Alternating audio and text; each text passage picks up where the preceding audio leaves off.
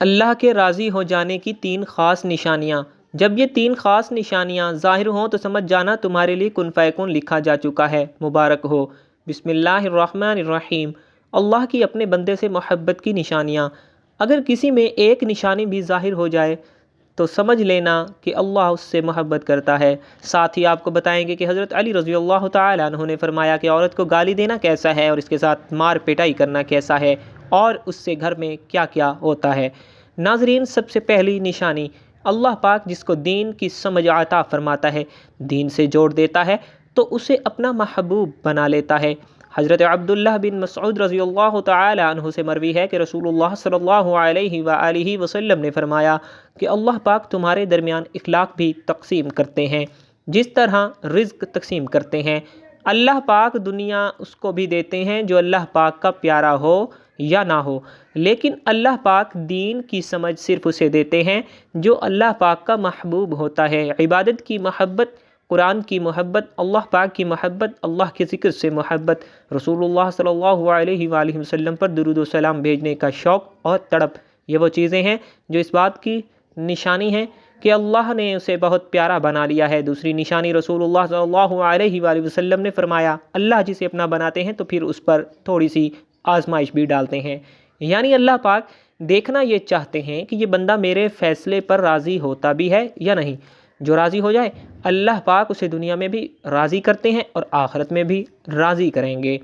جو اس وقت بخلاہٹ کا شکار ہو جائے کہ یہ کیا ہو گیا میرے ساتھ، میں تو نماز بھی پڑھتا ہوں، قرآن پاک کی تلاوت بھی کرتا ہوں، پھر مجھے بخار کیوں آ گیا ہے، میں تو دین کا کاربند ہوں، پھر مجھے کیوں فکر ہو رہی ہے، تو ایسا نہیں سوچنا چاہیے۔ حضرت بلال حبشی رضی اللہ تعالیٰ عنہ سے کسی نے پوچھا کہ آپ بڑی توحید کی باتیں کرتے ہیں تو آپ کو اتنی بری طرح سے مار کیوں پڑتی ہے؟ تو آپ رضی اللہ تعالیٰ عنہ نے فرمایا کہ تم بھی تو بازار جا کر برتن خریدنے سے پہلے اسے بجا کر دیکھتے ہو کہ مٹی صحیح طرح سے لگی ہے یا نہیں۔ بس اللہ نے مجھے بھی آزمایا تھا۔ اس کے بعد یہی وہ غلام تھا جس کا رنگ بھی کالا تھا، موٹے موٹے ہونٹ تھے، جس کے بارے میں اللہ کے پیارے رسول صلی اللہ علیہ وآلہ وسلم فرماتے ہیں کہ جب میں جنت میں جا رہا تھا، جب مجھے معراج کرائی گئی تو آگے آگے کسی کے چلنے کی آہٹ سنائی دی۔ میں نے حضرت جبرائیل علیہ السلام سے پوچھا کہ یہ کون ہے؟ جواب ملا کہ یہ بلال حبشی رضی اللہ تعالیٰ عنہ ہیں جو آپ کے آگے چل رہے ہیں۔ حضور پاک صلی اللہ علیہ وآلہ وسلم جب واپس آ گئے تو حضرت بلال رضی اللہ تعالیٰ عنہ سے پوچھا کہ تم کون سا عمل کرتے ہو؟ تو حضرت بلال رضی اللہ تعالی عنہ نے فرمایا کہ آپ نے ہی تو فرمایا تھا کہ ہر وقت باوضو رہنا، تو میں ہر وقت وضو کی حالت میں رہتا ہوں، اور جب بھی میں بے وضو ہوتا ہوں تو اسی وقت نیا وضو کر لیتا ہوں، اور جب وضو کرتا ہوں تو تب 2 رکعت نماز بھی پڑھ لیتا ہوں۔ چلتے زمین پر ہیں اور قدموں کی آہٹ جنت میں سنائی دیتی ہے، تو آزمائش اللہ پاک کی محبت کی دوسری نشانی ہے۔ اس لیے اگر کوئی فکر یا پریشانی میں ہو، اس کا یہ مطلب نہیں ہوتا کہ پتہ نہیں کہ مجھے کیا ہو گیا ہے۔ اللہ پاک اپنے پیاروں کو ہی آزماتا ہے۔ تیسری نشانی تو بہت ہی زیادہ خوبصورت نشانی ہے جس سے پتہ چل سکتا ہے کہ اللہ پاک کس سے راضی ہیں اور ہم سے محبت کرتے ہیں یا نہیں۔ اللہ پاک جب کسی بندے سے محبت کرتے ہیں تو اس کی طرف خوبصورت بدلاؤ لاتے ہیں۔ حدیث میں آتا ہے کہ جب اللہ پاک کسی سے محبت کرتے ہیں تو اللہ پاک حضرت جبرائیل علیہ السلام کو فرماتے ہیں، اس کے بعد آسمانوں میں زلزلہ آ جاتا ہے، سب فرشتے بے ہوش ہو جاتے ہیں، اور پھر جب اللہ کے حکم سے سب ہوش میں آتے ہیں تو سب سے پہلے حضرت جبرائیل علیہ السلام کو اجازت ہوتی ہے۔ تو حضرت جبرائیل علیہ السلام سوال کرتے ہیں کہ ہمارے رب نے کیا فرمایا ہے، اور اس کے بعد خود ہی کہتے ہیں کہ اللہ نے جو بھی فرمایا ہوگا وہ حق فرمایا ہوگا۔ پھر اللہ فرماتے ہیں جبرائیل میں نے آج اس بندے کو اپنا محبوب بنا لیا، تم بھی اسے اپنا محبوب بناؤ۔ حضرت جبرائیل علیہ السلام بھی اس بندے سے محبت کرنے لگتے ہیں۔ پھر حضرت جبرائیل علیہ السلام کو حکم ہوتا ہے کہ آسمان کے تمام فرشتوں کو خبر دے دو یہ اللہ کا پیارا بن گیا ہے۔ حضرت جبرائیل علیہ السلام آسمان کے تمام فرشتوں اور تمام نورانی مخلوقات بھی اس سے محبت کریں۔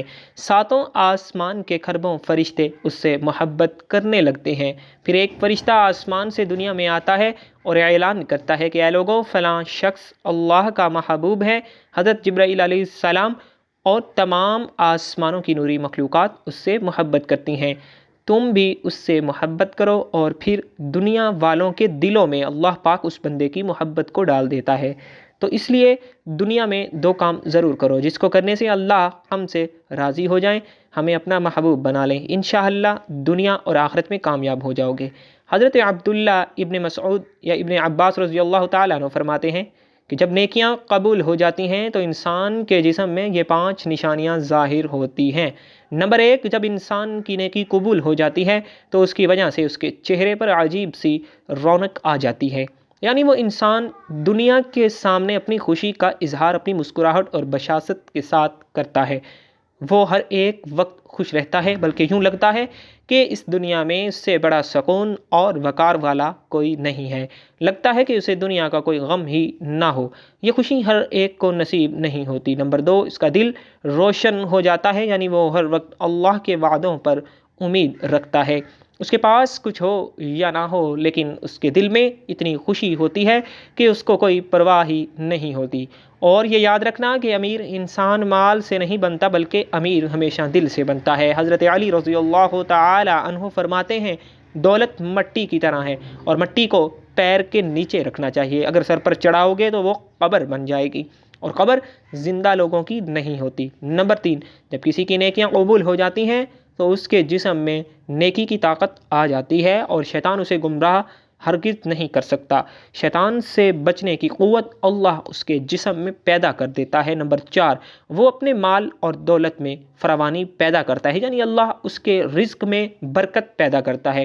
وہ چاہے لوگوں پر کتنا بھی خرچ کرے، ضرورت مندوں کو کتنا بھی بانٹے، اس کی دولت میں کمی نہیں آتی۔ حضرت علی رضی اللہ تعالی عنہ فرماتے ہیں نصیب کا رزق انسان کو ایسے تلاش کرتا ہے جیسے مرنے والے کو اس کی موت۔ نمبر 5، لوگوں کے دلوں میں اللہ اس کی محبت کو پیدا کر دیتا ہے، یعنی کہ جب اللہ اپنے بندے سے خوش ہوتا ہے تو اس وقت اس کی محبت لوگوں کے دلوں میں پیدا کر دیتا ہے۔ ناظرین، اب ہم آپ کو بتاتے ہیں عورت کی ذمہ داری کیا ہے۔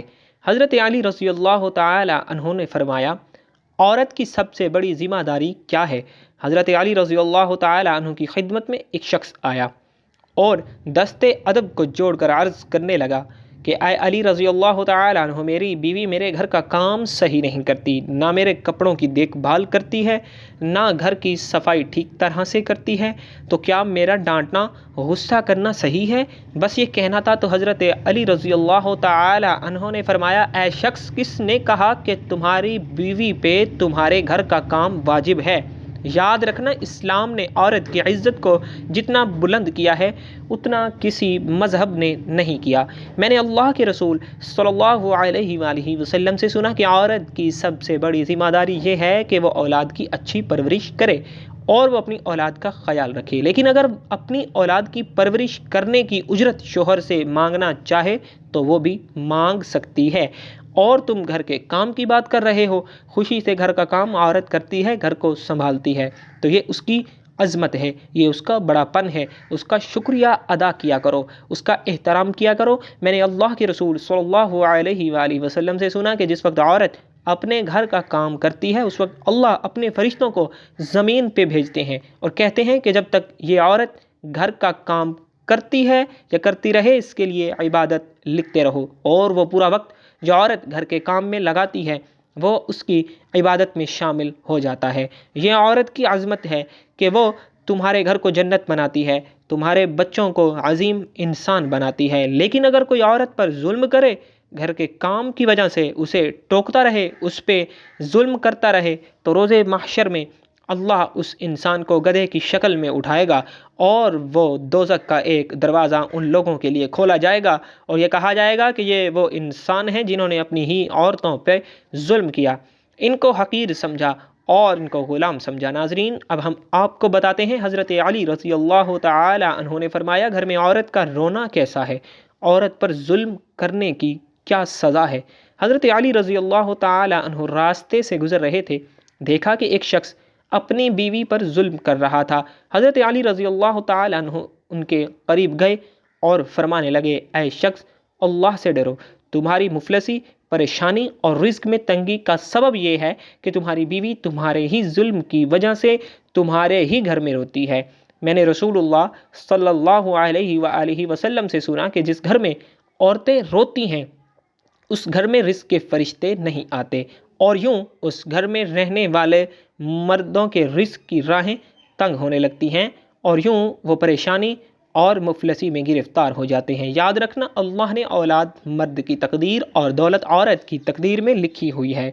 اگر تم یہ چاہتے ہو کہ تمہارے رزق میں فراوانی ہو اور عزت، شہرت، دولت دن بدن بڑھتی جائے، تو اپنے گھر میں اپنی عورتوں کا خیال رکھو، انہیں خوش رکھو۔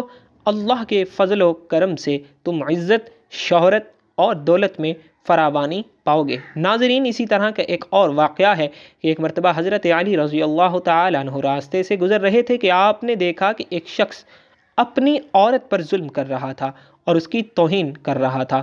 حضرت علی رضی اللہ تعالی عنہ ان کے قریب گئے اور فرمانے لگے کہ اے شخص، یاد رکھنا، اللہ تعالیٰ نے مرد کو طاقتور اس لیے بنایا ہے تاکہ وہ عورت کی حفاظت کر سکے، نہ کہ عورت پر ظلم کر سکے۔ میں نے نبی کریم صلی اللہ علیہ وآلہ وسلم سے سنا کہ جو مرد اپنی عورت پر ظلم کرتا ہے تو اللہ تعالیٰ اس مرد پر لعنت بھیجتے ہیں۔ تو اس نے کہا، یا علی رضی اللہ تعالیٰ عنہ، یہ میرے نکاح میں ہے، میں اس سے جو بات کہتا ہوں یہ میری بات ہی نہیں مانتی۔ تو حضرت علی رضی اللہ تعالیٰ عنہ نے فرمایا کہ نکاح کا مطلب یہ نہیں کہ تم نے اپنے لیے غلام خرید لیا ہے، بلکہ نکاح کا مطلب یہ ہے کہ تم نے اپنی نسل کو بڑھانے کے لیے اس عورت سے مدد طلب کی ہے اور تمہاری اولاد کی اچھی تربیت کے لیے اس عورت کو چنا ہے۔ اے شخص، جس سے مدد لی جائے اس کو غلام نہیں سمجھتے، اور جو تمہاری اولاد کو پروان چڑھائے اسے حقیر نہیں سمجھتے، بلکہ تمہیں تو اس کا شکر گزار ہونا چاہیے۔ یاد رکھنا، عورت پر ظلم کرنے کا مطلب ہے اولاد کی بغاوت۔